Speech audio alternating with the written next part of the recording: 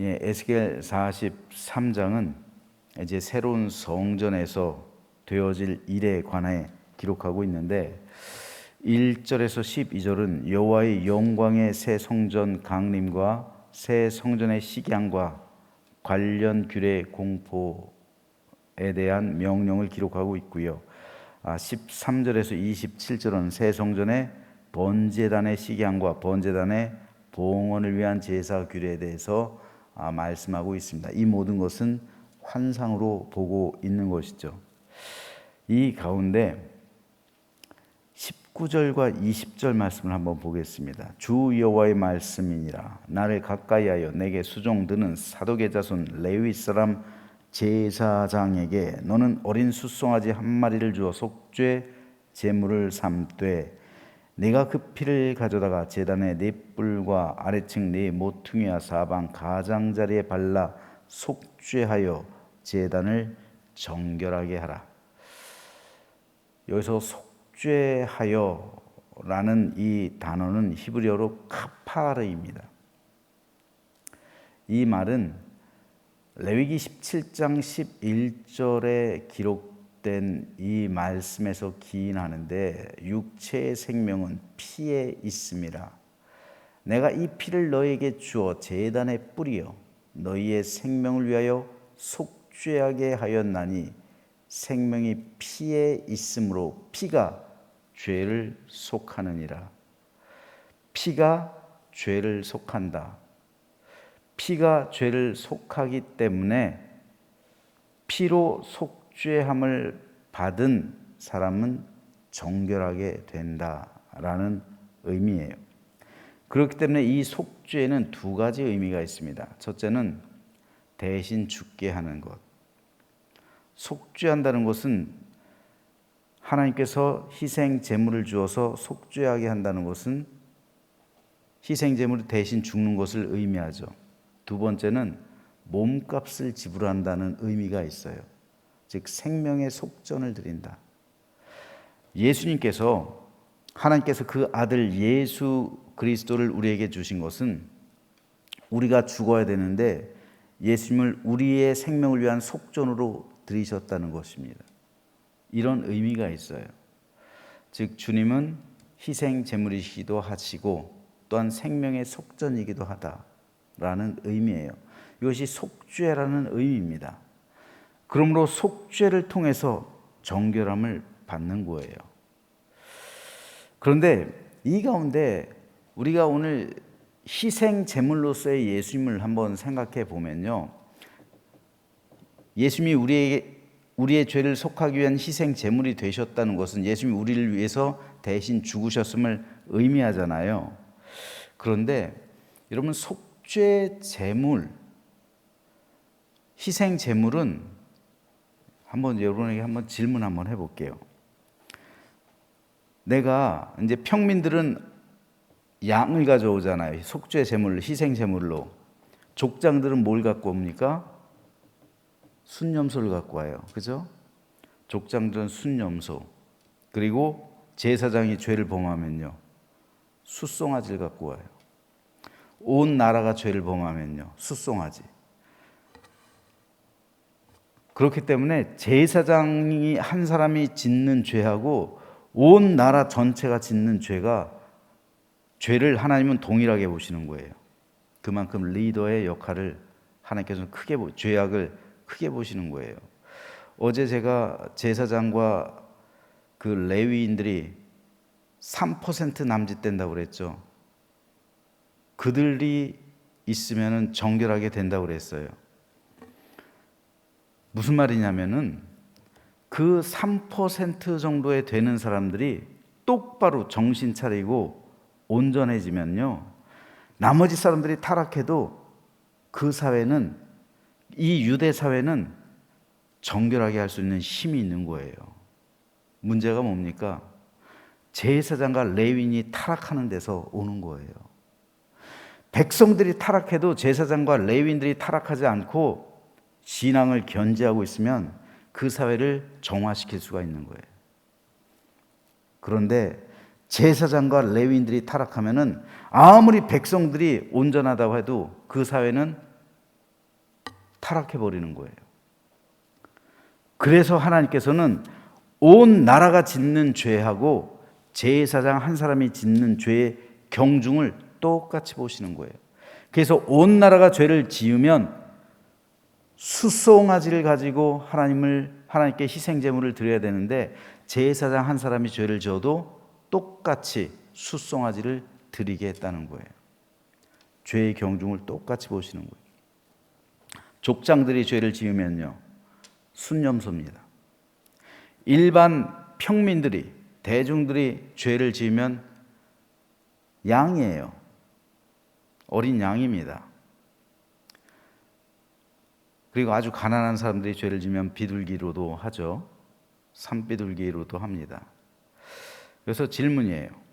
그러면은 이 평민들이, 백성들이 어린 양을 가지고 왔어요. 희생 제물로 가지고 왔어요. 그러면은 그 어린 양을 잡는 사람이 누굴까요? 제사장이 그 어린 양을 잡을까요? 아닙니다. 어린 양을 누가 잡는가? 이게 굉장히 중요한 질문이에요.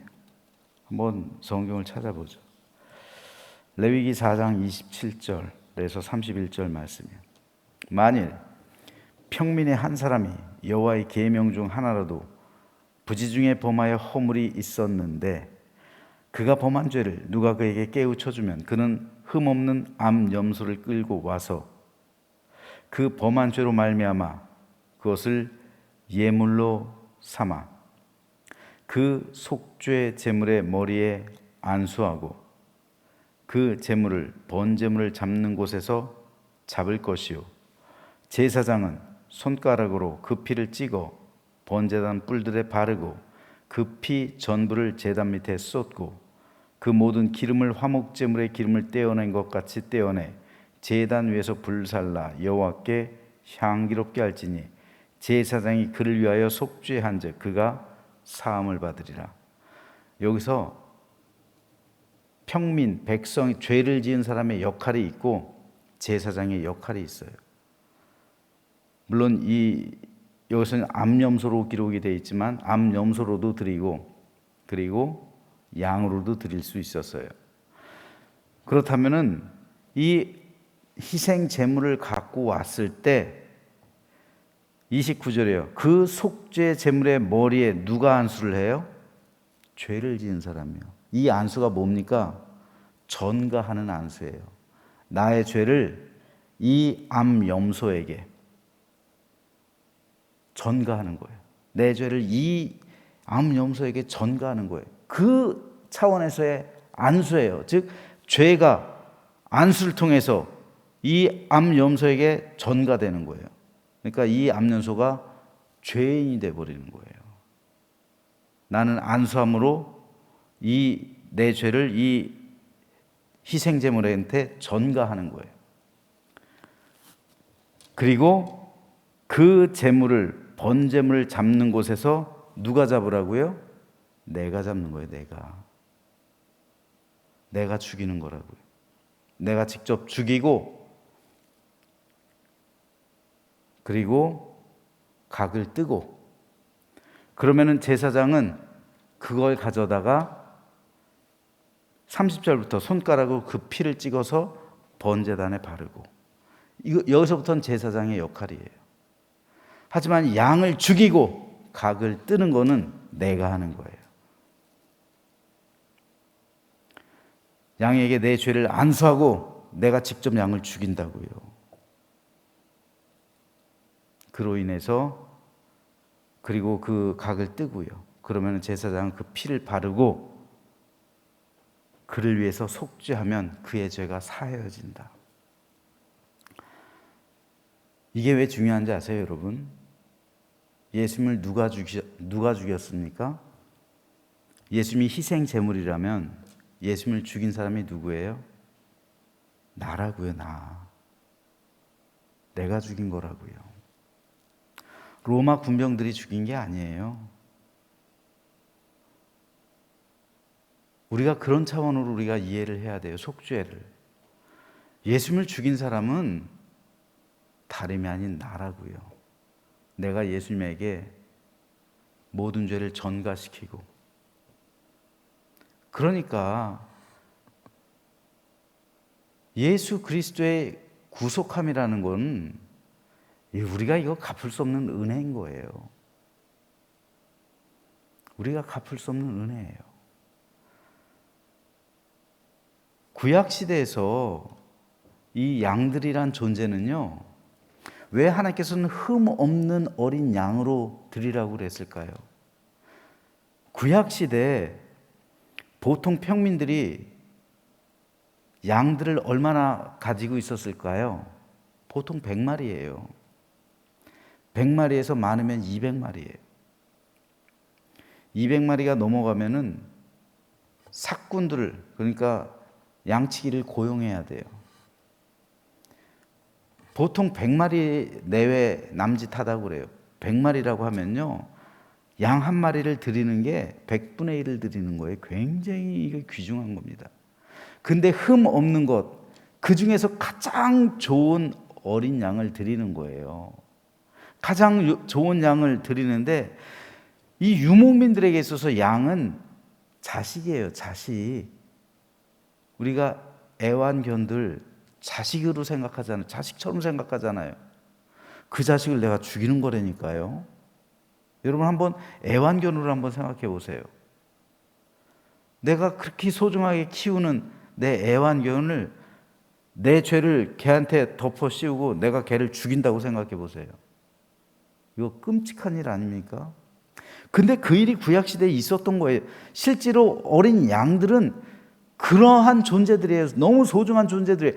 가장 흠 없는 그 아이에게, 그러니까 이름을 불러주잖아요. 다 이름이 있잖아요.